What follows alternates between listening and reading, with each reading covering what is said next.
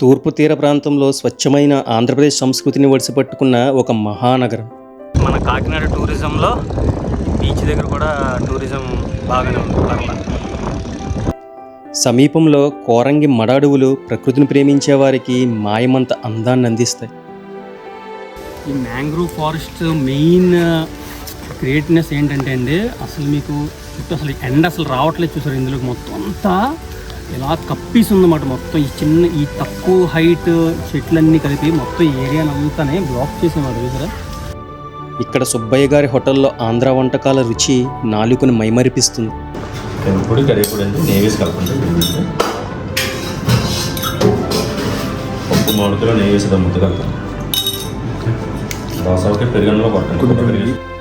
ఇక్కడ major harbour ద్వారా వాణిజ్య నౌకాశ్రయ కార్యకలాపాలు సాగుతుంటే పక్కనే ఉన్న ఫిషింగ్ హార్బర్ మత్స్యకారుల జీవనాధారంగా నిలుస్తుంది. బ్యాక్ సైడ్ కనిపిస్తుంది కదా, ఇదే కాకినాడ పోర్ట్. ఇది మన ఆంధ్రప్రదేశ్లోని చాలా ఇంపార్టెంట్ పోర్ట్ అండి, ఎందుకంటే ఇక్కడ నుంచి చాలా ఎక్స్పోర్ట్స్ అవుతూ ఉంటాయి. ఇంత గొప్ప ప్రకృతి, భోజనం, సంస్కృతి కలయికగా వెలుగొందుతున్న నగరం అందరినీ ఆహ్వానిస్తుంది. Welcome to the first smart city of Andhra Pradesh, the Kakinada.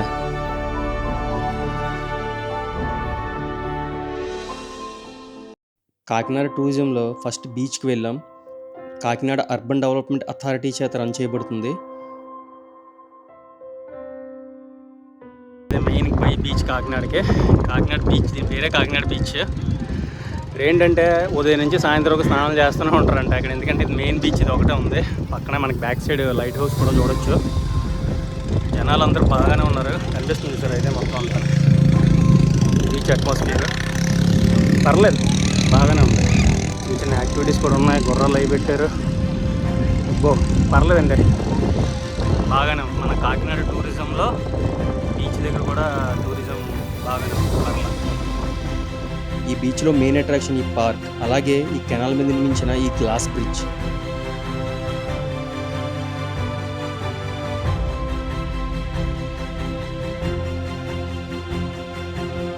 పక్కనే కొన్ని బీచ్ రిసార్ట్స్ కూడా ఉంటాయి. ఇంత పెద్ద కాకినాడ టౌన్కి ఎంతో అద్భుతమైన బీచ్ ఉండటం ఒక అదృష్టం అనుకుంటే, ఆ బీచ్ని ఇంకా ఫుల్ ఫ్లెడ్జ్డ్గా డెవలప్ చేయకపోవడం దురదృష్టకరం. తూర్పు తీర ప్రాంతం అలాగే గ్రీనరీ కూడా ఈ బీచ్ అట్మాస్ఫియర్ని ఎలివేట్ చేస్తాయి.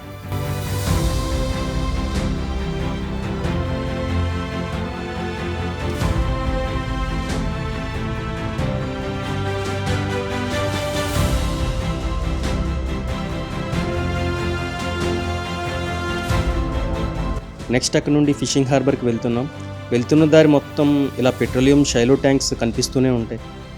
ఫిషింగ్ హార్బర్ అనేది కాకినాడ సముద్ర తీరంలో ఉన్న ముఖ్యమైన మత్స్యకార కేంద్రం. రోజు వందలాది కొద్ది ఫిషింగ్ బోట్స్ సముద్రంలోకి వెళ్ళి చేపలు పట్టి తిరిగి వస్తుంటాయి. ఇదేనండి బ్యాక్ సైడ్ కనిపిస్తుంది చూసారా, ఇదే కాకినాడ ఫిషింగ్ హార్బర్. ఇటు ఫిషింగ్ హార్బర్, ఇటు సైడ్ ఏమో పోర్టు, రెండు పక్కనే ఉన్నాయి. ఇది మన ఆంధ్రప్రదేశ్లోని చాలా ఇంపార్టెంట్ పోర్ట్ అండి, ఎందుకంటే ఇక్కడ నుంచి చాలా ఎక్స్పోర్ట్స్ అవుతూ ఉంటాయి. మెయిన్ ఇక్కడ నుంచి ఎక్కువగా ఎక్స్పోర్ట్ అయ్యి ఫెర్టిలైజర్స్ ఎక్కువ ఎక్స్పోర్ట్ అవుతూ ఉంటాయి. మెయిన్ ఏంటంటే ఇక్కడ ఫిషింగ్ హార్బర్ మాట, మెయిన్ ఇది రెండు కలిపే ఉంటాయి. ఫిషింగ్ హార్బర్, పోర్టు రెండు కలిపే ఉంటాయి. మెయిన్ ఎక్కువగా ఇంటర్నేషనల్ షిప్స్ అవి ఎక్కువ డాకింగ్ అవి 14 మీటర్స్ లోతు ఉంటుంది అన్నమాట. అందుకే మ్యాక్సిమం షిప్స్ అవి ఇక్కడ కనిపిస్తున్నాయి కదా, అక్కడ షిప్స్ అవి అవన్నీ ఇక్కడ డాకింగ్ అవ్వడానికి ఎక్కువ ఉంటుంది అన్నమాట. బేసిన్లోనే ఇక్కడ ఎక్కువగా మన క్రూడ్ ఆయిల్ని వెలికి తీయడానికి ఎక్కువగా ఎక్స్ప్లోరేషన్ జరుగుతూ ఉంటుంది అన్నమాట. క్రూడ్ ఆయిల్ ఎక్స్ప్లోరేషన్ ఎక్కువ జరుగుతుంటుంది. రిలయన్స్ అప్పుడు చాలా దొరికాయి ఇక్కడ, న్యాచురల్ గ్యాస్ కూడా దొరుకుతుంటుంది ఏరియాలోనే ఎక్కువ. ఈ కాకినాడ రివర్ బీచ్, కాకినాడ సముద్ర తీర ప్రాంతంలో చాలా మెయిన్ పోర్ట్ అండి ఇది. ఇది Kakinada fishing harbour main purpose ఏంటంటే ఇక్కడ ఫ్రెష్ సీ ఫుడ్ దొరుకుతుంది. ఎవ్రీడే మార్నింగ్ ఇక్కడికి వస్తే ఫ్రెష్ సీ ఫుడ్ బయటికి తీసి ఇక్కడ ఆప్షన్ వేయడం జరుగుతుంది. కాకినాడలో ఫేమస్ రెస్టారెంట్స్, ఈ స్ట్రీట్ ఫుడ్స్ అమ్మే వాళ్ళందరూ కూడా ఇక్కడికి వచ్చి సీ ఫుడ్ ఇక్కడ కొనుక్కొని తీసుకుని వెళ్తారు అన్నమాట. సో అండ్ ఆల్సో ఇక్కడ కాకినాడ వేరియస్ కంట్రీస్కి కాకినాడ నుంచి సీ ఫుడ్స్ ఎక్స్పోర్ట్ అవుతాయి. బోట్లని రంగురంగులుగా ఉంటూ చూడడానికి చాలా బాగా కనిపిస్తాయి.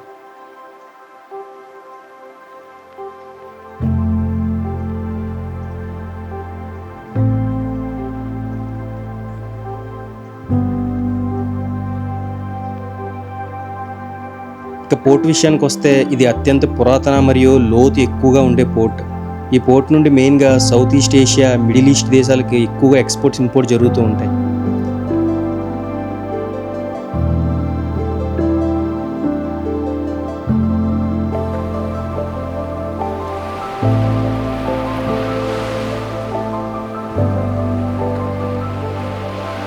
ఇక్కడ నుండే హోప్ ఐలాండ్కి కూడా వెళ్ళొచ్చు. ఈ హోప్ ఐలాండ్ అనేది గోదావరి ద్వారా వచ్చిన ఇసుకతో ఏర్పడిన ఒక ద్వీపం. దీనివల్ల కాకినాడ పోర్టుకి న్యాచురల్గానే అలల తాకిడిని రక్షించే గోడలాగా పనిచేస్తుంది. ఐలాండ్ అవ్వడం వల్ల చాలా ప్రశాంతంగా ఉంటుంది. భారత ప్రభుత్వం ప్రవేశపెట్టిన స్మార్ట్ సిటీ మిషన్ కింద ఎంపికైన నగరాలలో ఒకటి మన కాకినాడ. డిజిటల్ సిటీగా అభివృద్ధి చేసి పర్యావరణాన్ని పరిరక్షించుకుంటూ సురక్షిత నగరంగా తీర్చిదిద్దడమే ఈ స్మార్ట్ సిటీ మిషన్ లక్ష్యం.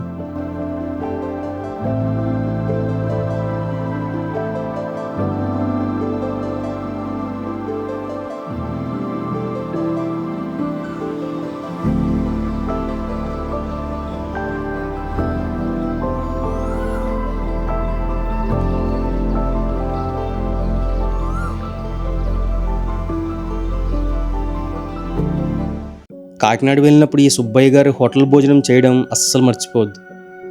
స్వచ్ఛమైన ఆంధ్ర వంటకాల రుచులు నాలుకకు తగిలినప్పుడు నోట్లో నీళ్లు ఊరుతూ ఉంటాయి.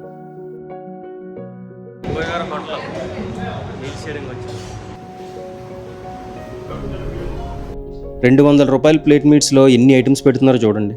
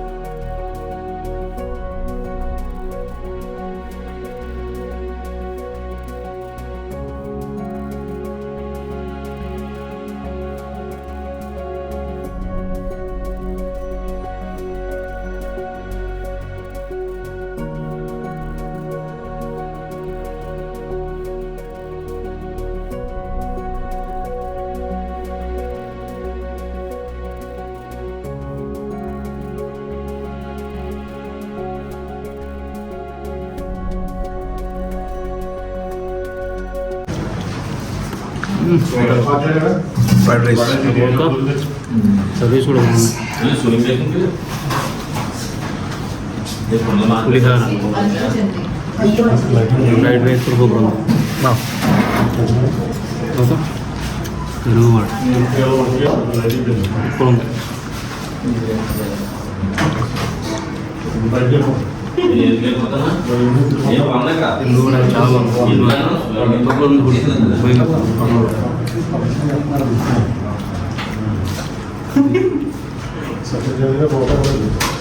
చాలా ఎప్పుడైనా వచ్చినప్పుడు మాకు అసలు ఇస్తాం. చాలా వెజ్ ఐటమ్స్, చాలా ఐటమ్స్, చాలా వెజ్ ఐటమ్స్ ఉన్నాయి. వెజ్ అంటే కంపల్సరీ మన సుబ్బయ్య గారి హోటల్ చాలా బాగుంటుంది. తెంపుడు కరివేపుడు అంటే నెయ్యి కలపండి. పప్పు మామిడిలో నెయ్యి వేసి ముద్ద కలపండి. దోస ఒకే పెరుగన్నంలో కొట్టండి.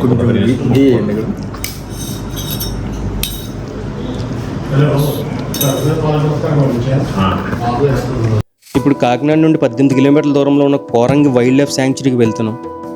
232 చదరపు కిలోమీటర్ల విస్తీర్ణంలో విస్తరించి ఉంది ఈ కోరంగి వైల్డ్ లైఫ్ శాంక్చురీ. చూడండి, చుట్టుపక్కల ఎవరైనా కనిపిస్తున్నారు, ఒక్కరు కూడా కనిపించారు. ఎందుకంటే ఇప్పుడు వర్షం పడుతుంది.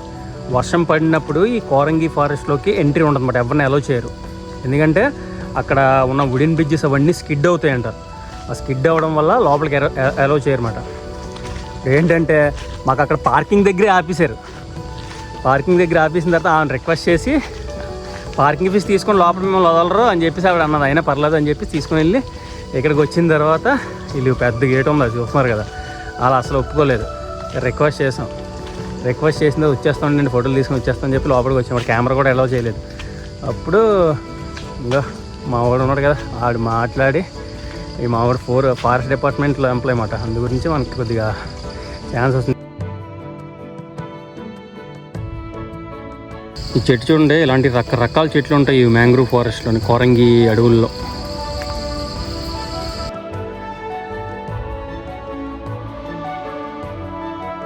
ఈ మడ అడవులు మ్యాంగ్రూవ్స్ అంటే ఏంటంటే అండి, ఇవేంటంటే హైట్ ఉండవన్నమాట, చాలా తక్కువ హైట్లో పెరుగుతూ ఉంటాయి.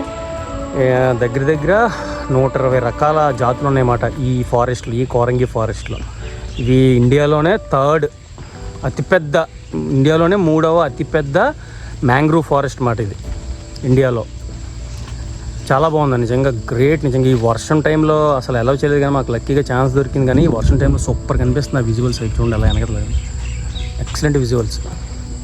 ఇదంతా మొత్తం అంతా ఫారెస్ట్ చూడండి, చిన్న అసలు హైటే లేవు చూసారా, చిన్న హైట్ అంతేగా చూడండి వెనకతో చెట్లు అవన్నీ చాలా షార్ట్గా పెరుగుతాయి అన్నమాట. ఇవే కాకుండా రకరకాల పక్షులు ఉన్నాయి, అంటే వైల్డ్ లైఫ్ శాంక్చురీ ఇది actually, Coringa forest with wild life sanctuary అన్నమాట ఇది. ఎక్కువ కొంగలు అవి చాలా ఎక్కువ ఉన్నాయి, కొంగలు, నెమళ్ళు అలా కనిపిస్తున్నాయి, బ్యాక్లో కనిపిస్తున్నాయి చూసారా, కొంగలు అవి చాలా ఉన్నాయి, ఎక్కువ పక్షులు ఎక్కువ ఉంటాయి అన్నమాట ఇందులోని. కోరంగి వైల్డ్ లైఫ్ శాంక్చురీలో మెయిన్ అట్రాక్షన్ మనం ఇప్పుడు ఉన్నాం కదా, ఇది వాక్వే బ్రిడ్జ్, ఇదే ఇక్కడ మెయిన్ అట్రాక్షన్. ఇప్పుడు మనకి వర్షం పడుతుంది, సో మా యాక్చువల్గా టూరిస్ట్కి అలౌ లేదు, కానీ మనం డిపార్ట్మెంట్ అవ్వడం వల్ల మనకి కొంచెం ఎగ్జామ్షన్ దొరికింది.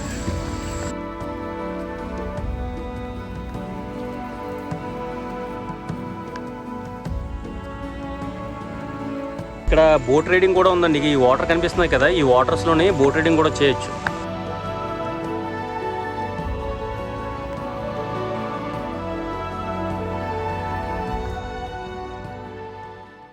రెండు 232 చదరపు కిలోమీటర్ల విస్తీర్ణంలో విస్తరించి ఉంది ఈ కోరంగి వైల్డ్ లైఫ్ శాంక్చురీ. ఇది గోదావరి డెల్టా ప్రాంతానికి చెందిన అత్యంత విలువైన ఎకోసిస్టమ్. నదులు సముద్రంలో కలిసే చోట ఇటువంటి అడవులు పెరుగుతూ ఉంటాయి.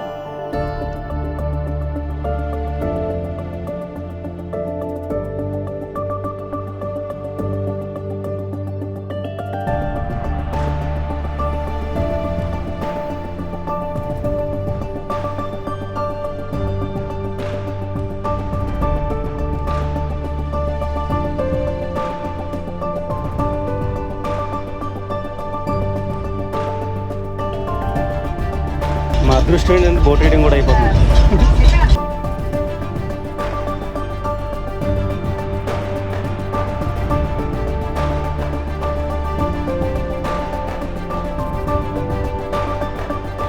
యాక్చువల్లీ బోట్ జర్నీ లేదండి, ఎవరో డిపార్ట్మెంట్ వాళ్ళు వస్తే లక్కీగా మా వాడు మాట్లాడి వాళ్ళతో పాటు మేము వెళ్తాం. ఈసారి మాత్రం మంచిగా కుదిరింది, ఇంత వర్షంలో కూడా మాకు లక్కీగా ఛాన్స్ దొరికింది మాట ఈ బోట్ రైడింగ్ ఈ కోరంగి ఫారెస్ట్లో కూడా. ఇది ఒకటి మిస్ అయిపోతుంది నిజంగా, కానీ ఇది కానీ బోట్ రైడింగ్ అని చేయకపోయి ఉంటుంది. ఇందులో మంచి ఎక్స్పీరియన్స్, ఇది కూడా చాలా బాగుంది. ఎందుకంటే ఇక్కడ నుంచి బ్యాక్ సైడ్ కనిపిస్తుంది మొత్తం సముద్రమే, అక్కడ నుంచి వచ్చిన యాడ నుంచి వచ్చిన రివర్ మొత్తం ఈ రివర్ వాటర్ వచ్చి ఇదే సముద్రంలోకి కలిసిపోతుంది. మొత్తం అంతా సముద్రమే, బ్యాక్ సైడ్ కనిపిస్తుంది అంతా సముద్రమే.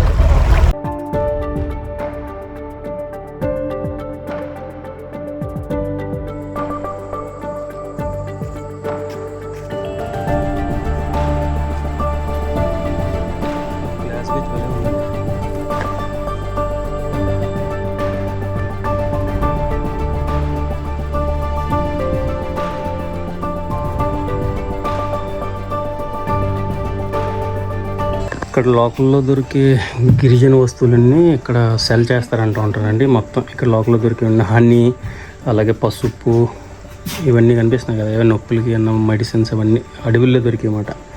ఇక్కడ ఇవన్నీ అమ్ముతున్నారు, ఎవరైనా కావాలంటే కొనుక్కోండి. ఈ షాప్లోని చిన్న చిన్న పెసరెట్లు చాలా టేస్టీగా ఉంటాయి, చాలా తక్కువ రేట్స్కే అవైలబుల్లో ఉన్నాయి. టేస్ట్ చేయడం మర్చిపోవద్దు. చిట్టి పెసరట్లు చిన్న చిన్న ఉన్నాయి కదా, 20 రూపీస్ అంతే 3. కాకినాడలో సందర్శించాల్సిన టెంపుల్స్లో ఒకటి ఈ బాల త్రిపుర సుందరి టెంపుల్. ఇక్కడ అమ్మవారు అష్టాదశ శక్తిపీఠాల సిద్ధాంతంలో ప్రముఖ స్థానంలో ఉంటారు. ఆలయంలో ఎప్పుడు నిత్య పూజలు నిర్వహిస్తూనే ఉంటారు.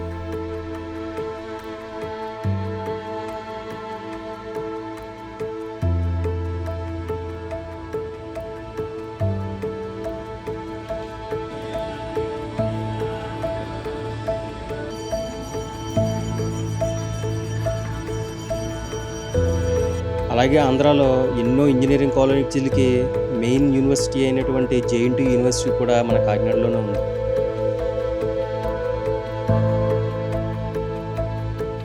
ఇక కాకినాడకి స్పెషల్ స్వీట్ అయినటువంటి కాకినాడ కాజా ఈ కోటయ్య గారి స్వీట్ షాప్లో మాత్రమే దొరుకుతుంది.